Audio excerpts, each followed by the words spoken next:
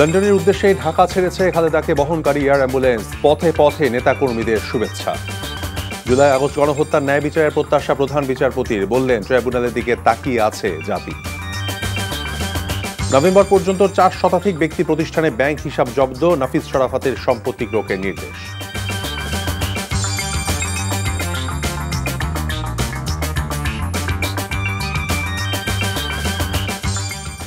আসসালামু আলাইকুম, আমি তৌফিক হোসেন, স্বাগত জানাচ্ছি এনটিভির মধ্যরাতের খবরে। ক্রাউন সিমেন্ট শিরোনাম দেখছিলেন, এবার বলছি পুরো খবর। দীর্ঘ প্রতীক্ষার পর অবশেষে উন্নত চিকিৎসার জন্য লন্ডনের উদ্দেশ্যে রওনা হয়েছেন সাবেক প্রধানমন্ত্রী ও বিএনপি চেয়ারপারসন বেগম খালেদা জিয়া। রাত 12:15 কাতারের আমিরের পাঠানো একটি বিশেষায়িত এয়ার অ্যাম্বুলেন্সে তিনি ঢাকা ছেড়েছেন। সব জল্পনার অবসান ঘটিয়ে নতুন রাজনৈতিক প্রেক্ষাপটে আপসহীন নেত্রী খালেদা জিয়ার এই বিদেশ যাত্রা হৃদয় ছুঁয়েছে সর্বস্তরের মানুষের। যুক্তরাজ্যের লন্ডন ক্লিনিকে চিকিৎসা হবে তার। নিজের সুস্থতার জন্য দেশবাসীর কাছে দোয়া চেয়েছেন বেগম খালেদা জিয়া। তার এই সফরে দীর্ঘ 7 বছর পর লন্ডনে সাক্ষাৎ হবে বড় ছেলে তারেক রহমানের সাথে। ইমরুল আহসানের রিপোর্ট। দীর্ঘ অপেক্ষার পর বিদেশ রওনা দিলেন বেগম খালেদা জিয়া। গন্তব্য লন্ডন, উদ্দেশ্য সুস্থতা।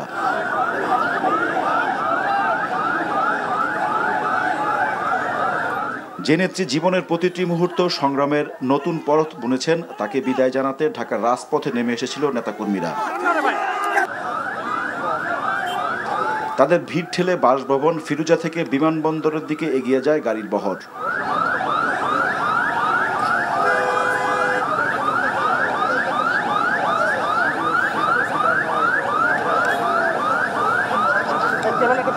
বিমানবন্দরে তাকে বিদায় জানান মহাসচিব মির্জা ফখরুল ইসলাম আলমগীর সহ সিনিয়র নেতারা। আমরা আশা করছি চিকিৎসা করে দেশনেত্রী বেগম খালেদা জিয়া আবার দেশের মানুষের কাছে ফিরে আসবেন। যাওয়ার সময় তিনি আবারও বলেছেন যে আপনি সকলকে বলবেন গণমাধ্যমের মাধ্যমে দেশবাসীকে যে তারা যারা আমার জন্য দোয়া করেন, আর আমিও আল্লাহ তার কাছে এই দোয়া চাইছি, আল্লাহ যেন এই দেশকে দেশবাসীকে যেন ভালো রাখেন, তাদের কল্যাণ করেন। বিমানবন্দরের আনুষ্ঠানিকতা শেষে কাতারের আমিরের দেয়া বিশেষায়িত এয়ার অ্যাম্বুলেন্সে লন্ডনের পথে যাত্রা করেন সাবেক এই প্রধানমন্ত্রী।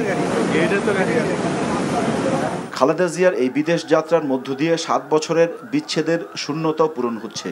দেখা হচ্ছে ছেলে তারেক রহমানের সাথে, আলিঙ্গন হবে পুত্রবধূ জুবাইদা রহমান ও নাতনি জাইমা রহমানের সাথে। হিথ্রো বিমানবন্দরেই তাকে অভ্যর্থনা জানাবে পরিবারের সদস্যরা। লন্ডন পৌঁছানোর পর সরাসরি তাকে ভর্তি করা হবে লন্ডন ক্লিনিকে। সেখানে চিকিৎসা হবে তার।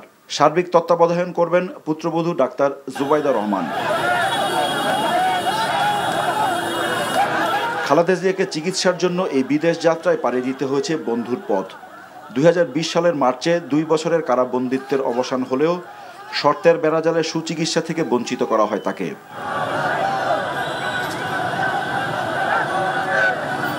বিদেশ পাঠাতে দলের আন্দোলন, চিকিৎসকদের সুপারিশ আর পরিবারের আবেদন বারবারই নানা অজুহাতে নাকচ করেছে স্বৈরাচার শেখ হাসিনার সরকার। বেগম জিয়াকে সহ্য করতে হয়েছে লিভার সিরোসিস, হৃদরোগ, আর্থ্রাইটিস আর শ্বাসকষ্টের যন্ত্রণা। অবশেষে ছাত্র জনতার গণ অভ্যুত্থানে শেখ হাসিনার পতনের 5 মাস পর মুক্ত পরিবেশে চিকিৎসার জন্য বাইরে গেলেন তিনি। দলের নেতাকর্মীদের প্রত্যাশা, সুস্থ হয়ে আবারও রাজনীতিতে সক্রিয় হবেন আপসহীন খালেদা জিয়া।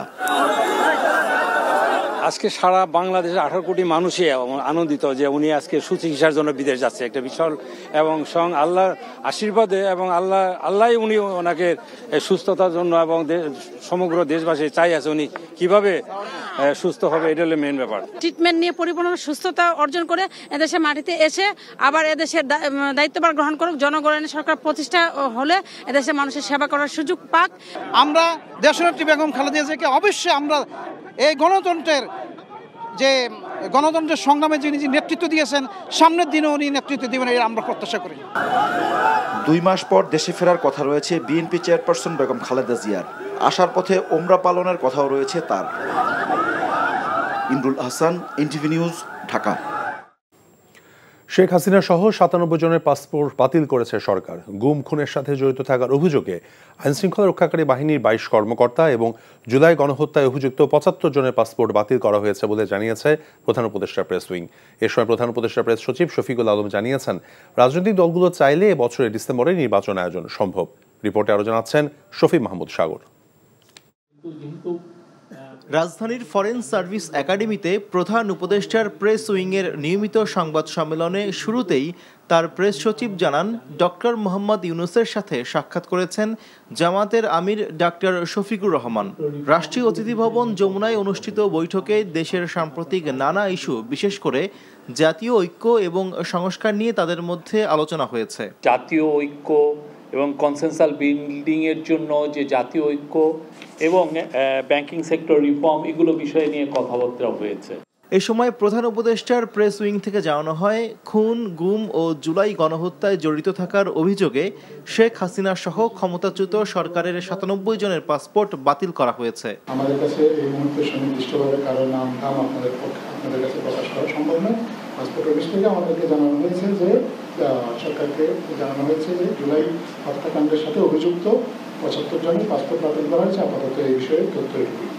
এর আগে রাজধানীর কৃষিবিদ ইনস্টিটিউটে দ্য বাংলাদেশ ডায়ালগ আয়োজিত রাজনীতির অভিমুখ, সংস্কার ও নির্বাচন শীর্ষক আলোচনা সভায় প্রধান উপদেষ্টার প্রেস সচিব অন্তর্বর্তী সরকারের নানান নীতি এবং সিদ্ধান্ত নিয়ে কথা বলেন। নির্বাচন নিয়ে সরকারের পক্ষ থেকে স্পষ্ট রোডম্যাপ দেওয়া হয়েছে জানিয়ে তিনি বলেন, কতটুকু সংস্কার শেষে নির্বাচন দরকার সে বিষয়ে রাজনৈতিক দলগুলোর ঐক্যমতে পৌঁছানোই চ্যালেঞ্জিং। পলিটিক্যাল পার্টিরা যদি চান যে না, আমরা খুব বেশি রিফর্ম চাচ্ছি না, এমন কিছু রিফর্ম যেটা দিয়ে আমি ইলেকশনটা করে ফেলবো, তাহলে আমরা বলছি যে ডিসেম্বরের মধ্যে ইলেকশন হবে। কিন্তু এটা all depends on the political party. Political party যেটা বলবে তাদের উপরেই আসলে এই ডিসিশনগুলো হবে।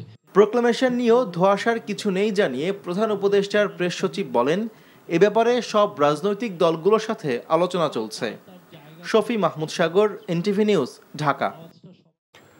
জুলাই আগস্ট গণহত্যার ন্যায় বিচার প্রত্যাশা করে প্রধান বিচারপতি সৈয়দ রেফাত আহমেদ বলেছেন, এই বিচারের জন্য জাতি অনেক আশা নিয়ে ট্রাইব্যুনালের দিকে তাকিয়ে রয়েছে। সংস্কার করা আন্তর্জাতিক অপরাধ ট্রাইব্যুনালের মূল ভবন এবং এজলাস কক্ষ উদ্বোধন করে এসব কথা বলেছেন প্রধান বিচারপতি। এখন থেকে এই ভবনেই চলবে জুলাই আগস্টের গণহত্যার বিচার কার্যক্রম। তামজিদ সুমনের রিপোর্ট। ১৯০৫ সালে গভর্নর হাউস হিসেবে যাত্রা করা পুরাতন হাইকোর্ট ভবনটি পাকিস্তান আমল থেকে ঢাকা হাইকোর্ট এবং ২০১০ সাল থেকে আন্তর্জাতিক অপরাধ ট্রাইব্যুনাল হিসেবে ব্যবহার হয়ে আসছিল। বিচারকাজ চলমান অবস্থায় ঝুঁকিপূর্ণ বিবেচনায় ১০০ বছরের পুরনো এই ভবন থেকে সরিয়ে নেওয়া হয় ট্রাইব্যুনাল। ভবনের পাশেই টিন শেডের স্থাপনা তৈরি করে সেখানে স্থানান্তর করা হয় ট্রাইব্যুনাল ও প্রসিকিউশন। শেখ হাসিনা সরকারের পতনের পর জুলাই আগস্ট গণহত্যার বিচার কাজ আন্তর্জাতিক অপরাধ ট্রাইব্যুনালে পরিচালনা করার সিদ্ধান্ত হয়। সেই লক্ষ্যে সংস্কার কাজ শুরু হয় পুরাতন ভবনের। মঙ্গলবার উদ্বোধন করে ট্রাইব্যুনালের সংস্কারকৃত মূল ভবন এবং এজলাস কক্ষ ঘুরে দেখেন প্রধান বিচারপতি। প্রধান বিচারপতি বলেন, জাতি এই ট্রাইব্যুনালের কাছে ন্যায় বিচার আশা করে। এই জাতি অনেক আশা নিয়ে, আকাঙ্ক্ষা নিয়ে এই আইসিটির দিকে তাকিয়ে আছে। এই দেশের একটা সাধারণ নাগরিক হিসেবে আমি ঠিক সেই আশা আকাঙ্ক্ষা নিয়ে তাকিয়ে আছি। সংস্কারটা দেখতে চাই এবং ন্যায় বিচারটা দেখতে। অ্যাটর্নি জেনারেল মোহাম্মদ আসাদুজ্জামান বলেন, জুলাই আগস্ট গণহত্যার ঘটনার আওতায় যারা পড়বে তাদের সবার বিচার হবে এই ট্রাইব্যুনালে। আর চিফ প্রসিকিউটর মনে করেন, অপরাধ ট্রাইব্যুনাল সংস্কারের মাধ্যমে বিচার কার্যক্রম পরিচালনার একটি আন্তর্জাতিক পরিবেশ সৃষ্টি হয়েছে। এই ঐতিহ্যবাহী কোর্টরুমে বিচারটা শুরু হলে এটা সবারই ভালো লাগবে, কারণ দেশি বিদেশি মানুষ এটা দেখতে আসবেন, বা আসামিরা আসবেন, বিচার প্রার্থীরা আসবেন, সবার জন্য একটা কনভিনিয়েন্সের প্রশ্ন আছে, যেটা এই বিল্ডিংয়ে আছে, যেটা একটা টিন শেডের মধ্যে সম্ভব ছিল না। এখানে বিতর্কের কোনো জায়গা আমরা রাখতে চাই না বলেই আইনের সংশোধন করা হয়েছে। একটি নিরপেক্ষ, স্বচ্ছ, জবাবদিহিতামূলক এবং ন্যায় বিচার প্রতিষ্ঠা করার জন্য যা যা প্রয়োজন তা সবই এখানে নিশ্চিত করা হবে বলে আমি প্রত্যাশা করি। এবং সেখানে তামজিদ সুমন, এনটিভি নিউজ, ঢাকা। গত নভেম্বর পর্যন্ত ৪ শতাধিক ব্যক্তি এবং প্রতিষ্ঠানের ব্যাংক হিসাব জব্দ করেছে বাংলাদেশ ব্যাংকের আর্থিক গোয়েন্দা সংস্থা Bangladesh financial intelligence unit, BFIU। মঙ্গলবার দুপুরে এক সংবাদ সম্মেলনে কথা বলেন কেন্দ্রীয় ব্যাংকের মুখপাত্র এবং নির্বাহী পরিচালক হোসনে আরা শিখা। তদন্তের স্বার্থে আর্থিক সংকটে থাকা বেসরকারি 6 ব্যাংকের এমডিদের বিরুদ্ধে ব্যবস্থা নেওয়া হয়েছে বলে জানান তিনি। আরাফাত ইসলামের রিপোর্ট। অন্তর্বর্তী সরকার ক্ষমতা গ্রহণের পর গত 5 মাসে বাণিজ্যিক ব্যাংকের বোর্ড গঠন, ব্যাংকিং খাতের টাস্কফোর্স গঠন, ডলার বাজার স্থিতিশীলতা ও মূল্যস্ফীতি নিয়ন্ত্রণ সহ বিভিন্ন বিষয়ে কেন্দ্রীয় ব্যাংকের পক্ষ থেকে নানা উদ্যোগ নেওয়া হয়েছে।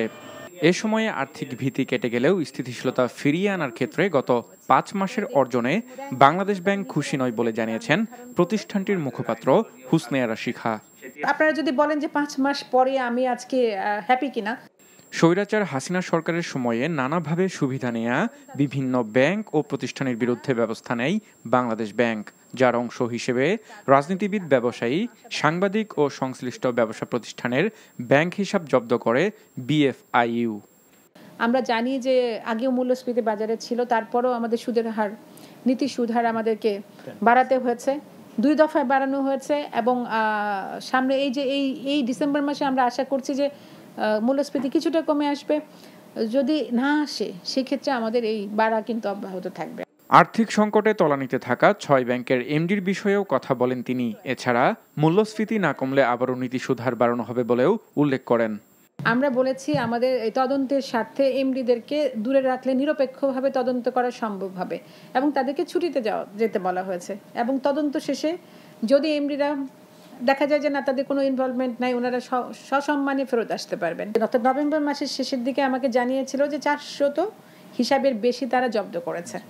আর প্রশ্নটা যেটা আপনারা করেছেন যে এত দেরিতে কেন, আমার তো মনে হয় যে আসলে বিএফআইউর কাছে তো ইনফরমেশনগুলো আসে, ওনারা এটা ইন্সপেকশন করেন, অ্যানালাইসিস করে দেখেন এবং যখন তারা নিশ্চিত হন তখনই অ্যাকাউন্টগুলো জব্দ করেন। পাচার হওয়া অর্থ ফিরিয়ে আনতে টাস্কফোর্স কাজ করছে জানিয়ে তিনি আরও জানান, 2025 সালের শেষ নাগাদ কোন ব্যাংকের মাধ্যমে কত টাকা কোন দেশে পাচার হয়েছে সে বিষয়ে স্পষ্টভাবে জানা যাবে। পাচার করা অর্থ যেগুলো বিদেশে চলে গিয়েছে। আরাফাত ইসলাম, এনটিভি নিউজ, ঢাকা। স্ত্রী ছেলে সহ পদ্মা ব্যাংকের সাবেক চেয়ারম্যান চৌধুরী নাফিজ শরাফতের সম্পত্তি জব্দের নির্দেশ দিয়েছেন আদালত। মঙ্গলবার চৌধুরী নাফিজ শরাফত এবং তার স্ত্রী আঞ্জুমান আরা এবং ছেলে সাফওয়ান শরাফতের স্থাবর সম্পত্তি ক্রোকের এই নির্দেশ দেওয়া হয়েছে। দুদকের আবেদনের পরিপ্রেক্ষিতে ঢাকা মহানগর জ্যেষ্ঠ বিশেষ জজ মোহাম্মদ শামস জগদুল হোসেনের আদালত এই আদেশ দেন। এর আগে 2024 সালের 25 আগস্ট নাফিজ শরাফতের ব্যাংক হিসাব স্থগিত করা হয়। পদ্মা ব্যাংকের সাবেক চেয়ারম্যান চৌধুরী নাফিজ শরাফত সম্পদ ব্যবস্থাপনা প্রতিষ্ঠান রেইসের মালিকানার সঙ্গে যুক্ত। এছাড়া তিনি মোবাইল টাওয়ার কোম্পানি, হোটেল ব্যবসা, বেসরকারি বিশ্ববিদ্যালয়, গণমাধ্যম সহ নানান ব্যবসার সঙ্গে যুক্ত রয়েছেন।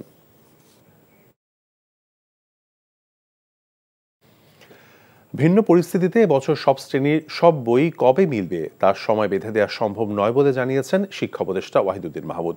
আর ভ্যাট বাড়ানো হলেও চাল, চিনি, তেলের মতো যেসব নিত্য পণ্যের শুল্ক কমানো হয়েছে রমজান পর্যন্ত তা অব্যাহত থাকবে বলে জানিয়েছেন অর্থ উপদেষ্টা ডক্টর সালেউদ্দিন আহমেদ। সামর্থ্যবানরা আয়কর না দিয়ে ম্যানেজ করার চেষ্টা করলে ব্যবস্থা নেওয়া হবে বলেও সতর্ক করেছেন তিনি। মঙ্গলবার বিকেলে সচিবালয়ে সরকারি ক্রয় সংক্রান্ত উপদেষ্টা পরিষদের সভা শেষে তিনি এসব কথা বলেন। রিপোর্ট করছেন রকনউদ্দিন। বাজার নিয়ন্ত্রণে চাল, খেজুর, তেল, চিনি, পেঁয়াজ, আলু ও ডিম আমদানিতে শুল্ক ছাড় দিয়েছে অন্তর্বর্তী সরকার। আবার রাজস্ব বাড়াতে সম্প্রতি 43টি পণ্য ও সেবার ভ্যাট বাড়ানো হয়েছে। তাই মঙ্গলবার সচিবালয়ের সরকারি ক্রয় সংক্রান্ত উপদেষ্টা পরিষদের সভা শেষে অর্থ উপদেষ্টার কাছে সাংবাদিকরা জানতে চান, নিত্যপণ্যে শুল্ক ছাড় কতদিন অব্যাহত রাখবে সরকার। আমরা রোজা যাওয়ার আগে আর কোনো ডিউটি স্ট্রাকচার চেঞ্জ করব। আর কয়েকটা আমার ইস্যু হলো, যারা আমরা সাধারণত বলি এবিলিটি টু পে, যার সামর্থ্য থাকে তাকে সেই এবিলিটি সবাইকে কর দিতে হবে। একজন সামর্থ্য আছে কিন্তু অন্যভাবে ম্যানেজ করবে, সেটা যেন না করা হয়। অথবা আমাদের কালেকশনটা সবচেয়ে বেশি ইম্পর্টেন্ট, বাড়াতে হবে। করের আওতা বাড়াবো সাথে, কিন্তু এত খুব বেশি বাড়াতে পারবো না ব্যাপক, কিন্তু আমরা করে যেন দেয়। কমপ্লায়েন্স হলো সবচেয়ে বেশি ইম্পর্টেন্ট। ভ্যাটও কিন্তু কমপ্লায়েন্স আমাদের হয়তো দেয়, কিন্তু কোষাগারে পৌঁছায় না। আর এবছর ভিন্ন প্রেক্ষাপটের বাস্তবতায় কবে সব শ্রেণীর সবাই বই পাবেন তার দিনক্ষণ বলা কঠিন বলে জানিয়েছেন শিক্ষা উপদেষ্টা। কবে নাগাদ সবাই সব বই পাবে এটা আমি জানি না। এই বছরটা তো খুবই অস্বাভাবিক একটা বছর। যেই বছর আমরা শুরুই করেছি প্রক্রিয়া, আমি আসার পরে সেপ্টেম্বর, অক্টোবরে আবার বই পরিমার্জন করতে হয়েছে, বইয়ের সিলেবাস কারিকুলাম নতুন করতে হচ্ছে, বইয়ের সংখ্যা অনেক বেড়েছে এবং বিদেশে কোনো বই ছাপানো হচ্ছে না। এবছর প্রাথমিকে 10 আর মাধ্যমিকে বইয়ের চাহিদা প্রায় 30 কোটি। এনসিটিভির হিসেব অনুযায়ী 6 জানুয়ারি পর্যন্ত বই দেয়া হয়েছে 6 কোটির কিছু বেশি। Rokonuddin, NTV news, Dhaka. Zia orphanage trust দুর্নীতি মামলায় 10 বছরের দণ্ড বাতিল চেয়ে করা খালেদা জিয়ার আবেদনের শুনানি বুধবার পর্যন্ত মুলতবি করেছেন আপিল বিভাগ। মঙ্গলবার প্রধান বিচারপতি সৈয়দ রেফাত আহমেদের নেতৃত্বে 5 বিচারপতির আপিল বেঞ্চে দীর্ঘ সময় শুনানি শেষে পরবর্তী শুনানির দিন ঠিক করে দেন। বিএনপি চেয়ারপারসন বেগম খালেদা জিয়ার পক্ষে একাধিক আইনজীবী শুনানিতে যুক্তিতর্ক তুলে ধরেন। তারা বলেন, এই মামলা এবং জিয়া অরফানেজ ট্রাস্টের অর্থ আত্মসাতের সঙ্গে খালেদা জিয়ার কোনো সম্পৃক্ততা নেই, ট্রাস্টের সঙ্গে তার কোনো সম্পর্কও নেই। আইনজীবীরা দাবি করেন অনুমান নির্ভর এই সাজা দেওয়া হয়েছে। বিস্তারিত শুনানির জন্য বুধবারের কার্যতালিকা শীর্ষে রাখার কথা জানান আদালত। 2018 সালের 8 ফেব্রুয়ারি জিয়া অরফানেজ ট্রাস্ট দুর্নীতি মামলায় খালেদা জিয়াকে 5 বছরের কারাদণ্ডাদেশ দেন বিচারিক আদালত। আদালতকে ব্যবহারের মাধ্যমে বেগম খালেদা জিয়া ট্রাস্টে দেশনেত্রী বেগম খালেদা জিয়া সেটেল হন না, ট্রাস্টি না, ওনার নামে কোনো চেক ইস্যু হয় নাই, ওনার কোথাও কোনো সিগনেচার নেই। কিন্তু তারপরেও ওই যে আমি বললাম পলিটিক্যাল স্কিম, সেই স্কিমের অংশ হিসাবে তৎকালীন সময়ে দেশনেত্রী বেগম খালেদা জিয়াকে অন্যায়ভাবে সাজা দেওয়া হয়েছিল। আমরা আইনের শাসনে বিশ্বাসী। আজকে আমরা শুনানি করেছি, আগামীকাল আবার শুনানি অব্যাহত থাকবে। আমরা আশা করছি দেশনেত্রী বেগম খালেদা জিয়া ন্যায় বিচার পাবেন।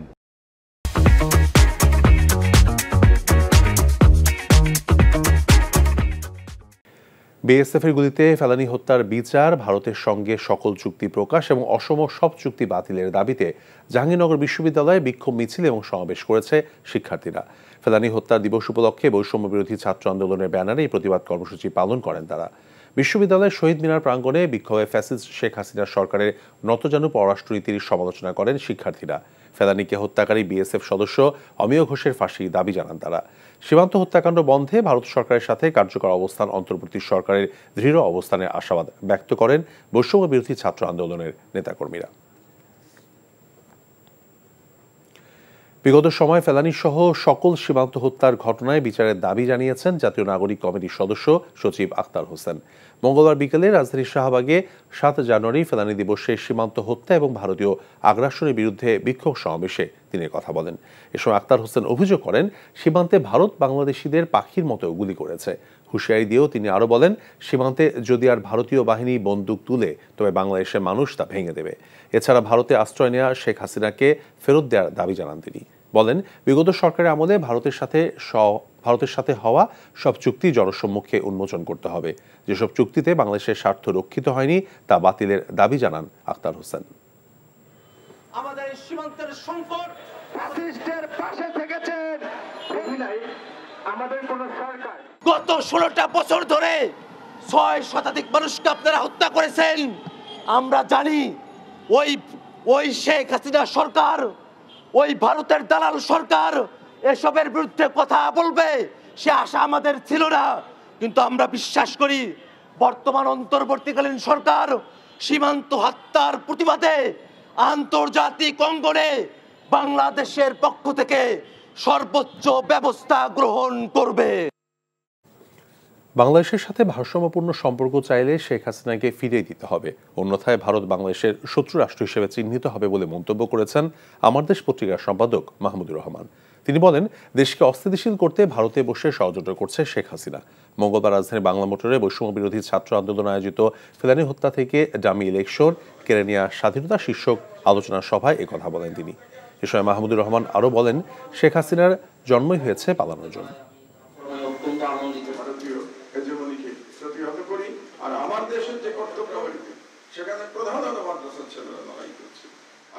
ভারত যদি বাংলাদেশের সাথে একটা ভারসাম্যমূলক সম্পর্ক চায় তাহলে অবশ্যই শেখ হাসিনাকে বাংলাদেশে ফিরিয়ে দিতে হবে, যাতে আমরা শেখ হাসিনার বিচার এই দেশে করতে পারি।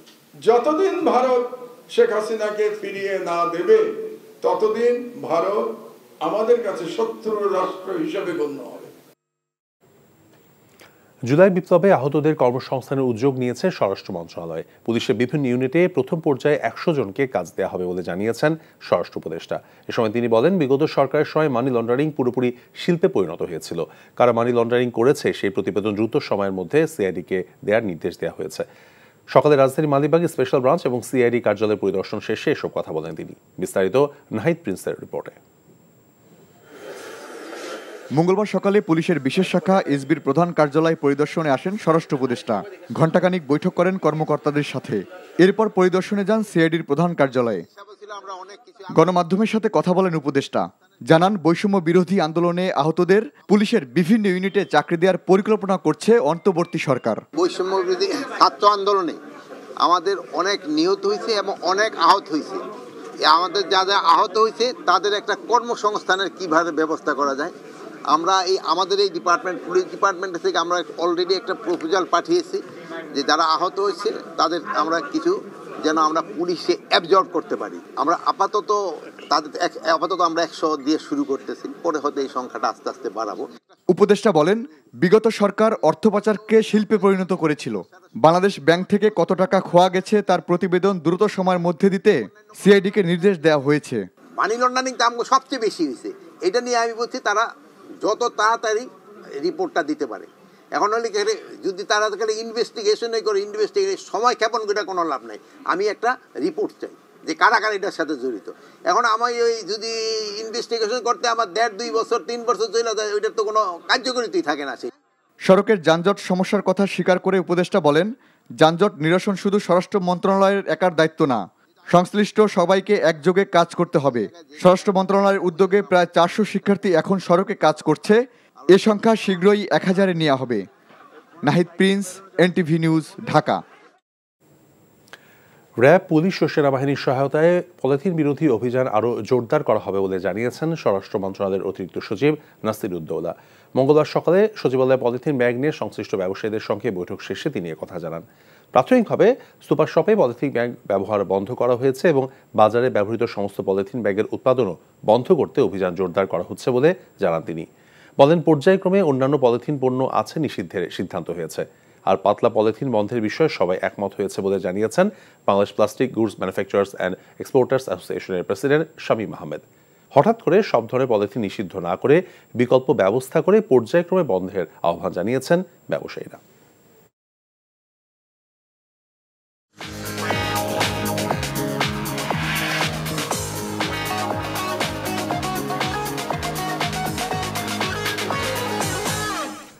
নগদ নিবেদিত অর্থনীতির খবর। বিনিয়োগকারীদের আস্থা ফেরাতে পুঁজিবাজারে ভালো কোম্পানিকে অন্তর্ভুক্ত করার চেষ্টা চলছে বলে জানিয়েছেন অর্থ উপদেষ্টা ডক্টর সালেউদ্দিন আহমেদ। মঙ্গলবার সকালে রাজধানীর নিকুঞ্জে দেশের প্রধান পুঁজিবাজার ঢাকা স্টক এক্সচেঞ্জ ডিএসসি কার্যালয়ের বৈঠক শেষে তিনি কথা বলেন। পুঁজিবাজারের সংকট উত্তরণে নতুন করে কোনো নীতিমালা গ্রহণ করা হবে না, বরং পরিস্থিতি উন্নয়নে পুঁজিবাজার সংস্কার করা হবে। বৈঠকে পুঁজিবাজারের বর্তমান পরিস্থিতি এবং উন্নয়নের রোডম্যাপ নিয়ে আলোচনা হয়েছে বলে জানান অর্থ উপদেষ্টা।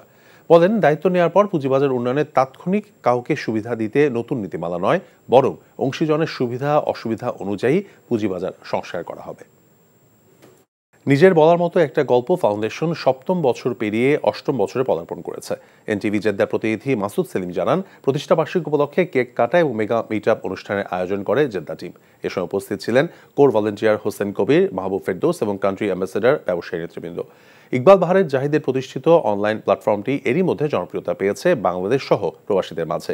ক্ষুদ্র উদ্যোক্তাদের ফাউন্ডেশনটি দেশ এবং প্রবাসে 60টিরও অধিক দেশে একযোগে কাজ করে যাচ্ছে। উদ্যোক্তা এবং ব্যবসায়ী জাতি গঠন করার লক্ষ্য নিয়ে কাজ করছে এই প্ল্যাটফর্মটি। লন্ডনের উদ্দেশ্যে ঢাকা ছেড়েছে খালেদাকে বহনকারী এয়ার অ্যাম্বুলেন্স, পথে পথে নেতাকর্মীদের শুভেচ্ছা। রাজনৈতিক দলগুলো চাইলে ডিসেম্বরে নির্বাচন, প্রেস সচিব শেখ হাসিনা সহ 97 জনের পাসপোর্ট বাতিল। জুলাই আগস্ট গণহত্যার ন্যায় বিচারের প্রত্যাশা প্রধান বিচারপতির, বললেন ট্রাইব্যুনালের দিকে তাকিয়ে আছে জাতি। নভেম্বর পর্যন্ত 4 শতাধিক ব্যক্তি প্রতিষ্ঠানে ব্যাংক হিসাব জব্দ, নাফিজ শারাফাতের সম্পত্তি টোকের নির্দেশ। এই ছিল মধ্যরাতের খবরে। এই খবরের ভিডিও সহ আপডেট জানতে ভিজিট করুন এনটিভি অনলাইন www.ntvbd.com। এছাড়াও এনটিভির জনপ্রিয় সব অনুষ্ঠান এবং খবরের আপডেট জানতে ভিজিট করুন আমাদের ইউটিউব এবং ভেরিফাইড ফেসবুক পেজ। সকাল 7:30টায় সকলের খবর দেখার আমন্ত্রণ রইল। ধন্যবাদ সবাইকে।